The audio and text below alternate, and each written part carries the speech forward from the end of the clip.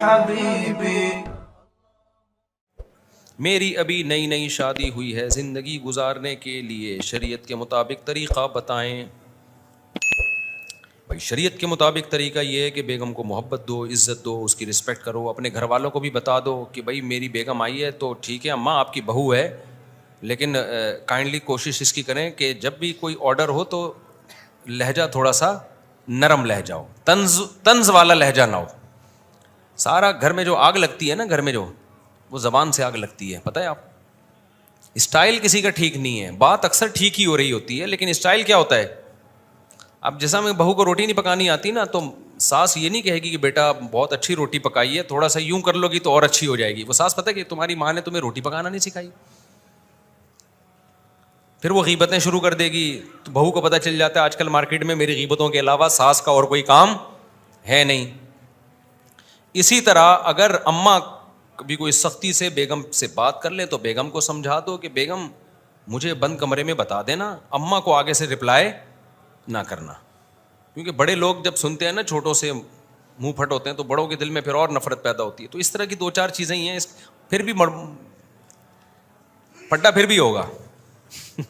آپ سمجھ رہے ہو کہ بڑا اچھا اللہ آ گیا، ہنسی خوشی نہیں گزرے گی. ایسے ہی اللہ میاں چاہتے ہی ہیں کہ انسان کو سارے مزے دنیا میں ملے ہی نہیں. یہ اللہ کی منشا ہے.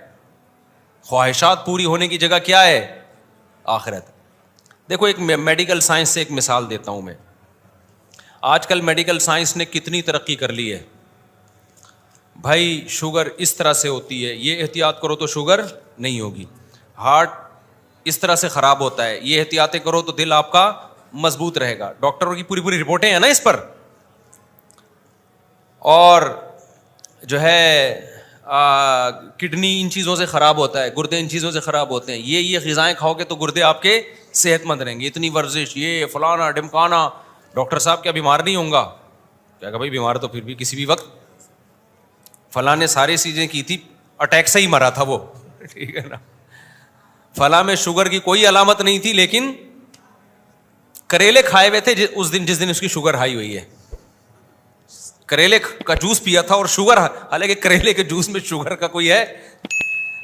تو بہاریوں میں مشہور ہے کہ جب شامت آتی ہے نا، اونٹ پہ بیٹھے ہوئے آدمی کو کتا کاٹ لیتا ہے. اونٹ پہ بیٹھے ہوئے آدمی.